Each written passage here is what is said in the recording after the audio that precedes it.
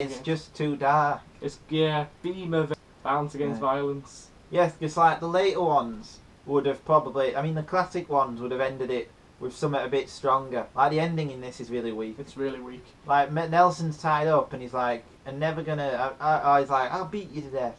And then in the next scene, he just goes, "Oh, okay." And they share a cupcake together. But it doesn't make any sense. What's advanced? And Herman's like signing like an armistice, like a treaty of Versailles. But why would Nelson honour that? No, he wouldn't. Yeah.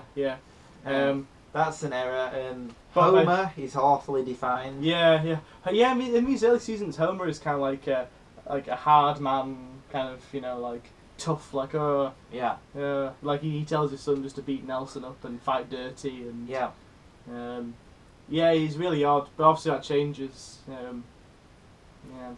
Maybe it's all about that strong male figure that doesn't work anymore.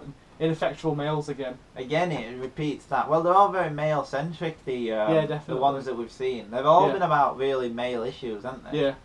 Keeping a nuclear family, yes. being bullied, war, appearing smart among your peers. Exactly. Yeah, definitely. There are all these, like... I mean, it is a good episode. I just think it has... it's the strongest, and it's probably going to be the strongest of Series 1 from what I've seen going... Maybe I think apart from Grapes of Wrath, which I remember being an actually good one. Grapes of Wrath is really good. Yeah, it's a really good episode. Honestly, for like I was saying, I think the whole like the theme of it being that Bart doesn't really attempt to, he solves his issue by just fighting back, and I don't think that's a good message. No. Yeah, because war is never right. More like he says in the Coda. The Coda, what? I think, isn't that meant to be like a piss take of them after school specials, those 80s ones, that would always end with like, if you've been affected by this, or remember, drugs may look harmless, they're actually bad. Like the ending of the Adventures of Sonic the Hedgehog cartoon. I've never seen that. Oh, well, they end with Sonic doing a PSA. Yeah. They're hilarious. Like there's one about where Sonic tells tales about sexual harassment. I'm not even joking, you've got to watch it. Really? Yeah, he's like hey kids, just remember, it's your body, so don't let anyone else touch it in ways you feel uncomfortable with. It's obviously the guy that does the voice of Urkel, so it's even funnier. It's really funny. That's cringe. Yeah, but that's the thing, I can't decide whether it is a spoof or whether they're actually being serious. No. It's a semi-spoof. Yeah. Yeah, because they make that joke about, the only justifiable wars, like the Star Wars trilogy, World War II and... Well, I think another crucial point about this first series is I don't know if it's dated really badly, but it's not funny.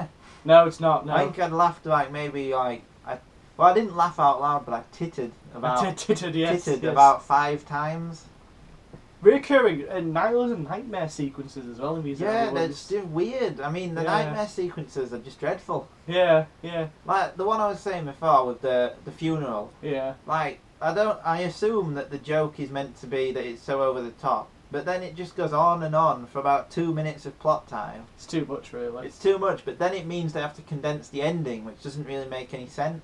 Because, like, all that scene by itself was just established that Bart is scared of fighting Nelson, but we've established that in the other nightmare sequence when a giant Nelson comes to chase after Bart, and it's pretty clear what he's thinking. Yeah. Or maybe he goes through that portal thing at the end. It's like and it maybe should have gone into him landing in a grave and then his family being instead around of the intercut. There was no point about it. It should have just been one sequence. I think the point would have been clearer. I just saved about a minute, which a minute in a 20-minute episode is it's. Well, yeah, I think the main problem with the episode is just the ending is so abrupt. Yeah, it just comes out of nowhere. Yeah. Like, they spend too much time. Like, the first 30... It takes about 13 minutes or something to even get to the grandpa bit, I think. Yeah, it takes a long time. What it seems to be, anyway. And then you've just got these... The strongest bits are all in, like, the last third of the episode. Yeah. Apart from the ending. Like, the montages are great. Which you can see the way it's going to develop into being a proper... And all the compositions and stuff. And it's well made, But then, like, the opening is just, it takes too long to get anywhere. Yeah, definitely, I definitely agree. And like I said, for me, it's that kind of theme of, Bart is in genuine distress and, he just decides, I should just fight back. That's not a good message at all, I think, for kids. I mean, obviously, I don't think that it was ever intended for kids. Maybe that is the joke, the joke is that he's, going against the grain, because Yeah. Like in an old family sitcom, I imagine it would have been, you've got to talk to the bully and then they'll make friends and stuff. And Yeah. But obviously maybe I don't know. Maybe we're undermining that, but maybe that dates it to the 90s. I think. Well, I think that the first series is more of an 8 because this premiered February 1990, so it'd been made probably in 1989. Well, yeah, it's crossover, isn't it? Like even like in the early 90s, obviously it's kind of developing from what's happening in the late 80s. It's all about like in the 80s, it's all about standing up for yourself and fighting for yourself and being a big man and obviously about that and all the pseudo macho stuff. Yeah. Which we've discussed before in episodes is all bullshit basically. Yeah, it's bullshit and yeah. But yeah, and I think that like a later one would have done more to undermine and to satirise what was happening in the episode rather than where they play it sort of straight here. Yeah, definitely. I mean, I think you can tell this is a Schwartzwelder one. Schwartzwelder episode, yes, definitely.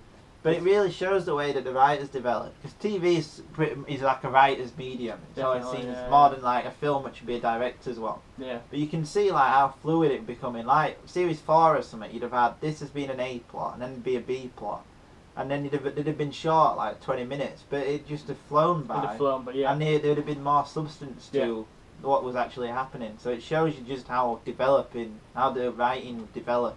It's definitely getting better, and people like Schwartzwelder are like one of those early great ones. Definitely. Yeah, I mean he penned some great ones, but so that was one of the main problems I had. But it still had a lot. It had enough great stuff in it, I think. Yeah, no, definitely. I think it's a good episode. Yeah, these first season ones, I'd definitely say it's the best one so far. Yeah, I'd give it 6 out of